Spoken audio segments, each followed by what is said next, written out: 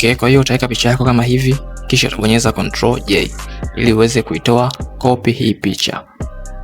Baada ya kuwa umetoa copy hii picha, utakuja huku juu kwenye menu bar, utakuja hapa kwenye image, adjustment, utakuja kwenye black and white. Utabonyeza, utafungua hii default, utachagua darker. Kwa hiyo utabonyeza okay. Itakuwa kama hivi. Kwa hiyo hapa utaweka layer mask, kisha utabonyeza Ctrl I ili uweze kuinvert hiyo layer mask. Kwa hiyo utakuja huku kwenye tools, utachagua brush. Utachagua brush, kwenye hizi brush setting utafungua, utakuja chini kabisa kwenye hii tone paper brushes. Kwa hiyo utachukua hii tone paper brush, utachukua hii namba 10. Nimeweka link kwenye description ya hizi brush na nimeshare pia video ni kwa jinsi gani unaweza kufanya installation ya hizi brush katika Photoshop.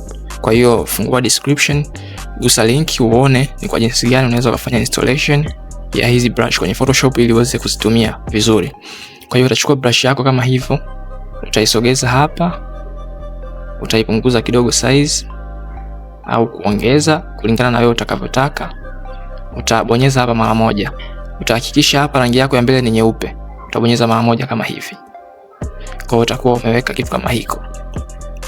Hatua itakayofuata, utakuja kwenye hii picha ya chini, utaongeza layer. Kwa hiyo utabonyeza hapa. Kisha utachukua tena ile brush. Sasa hapa utaipunguza size.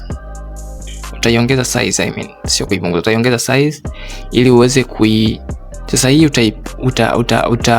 utabonyeza mara moja hapa, utaongeza size kidogo ili ikae kama karatasi kwa nyuma. Utabonyeza mara moja, kwa hiyo utapata kitu kama hiki. Na hii ndio njia nyepesi ya kufanya paper cutout effect kwenye Photoshop. Asante sana, usisahau kusubscribe ili uendelee kupata tricks kama hizi kila siku. Asante.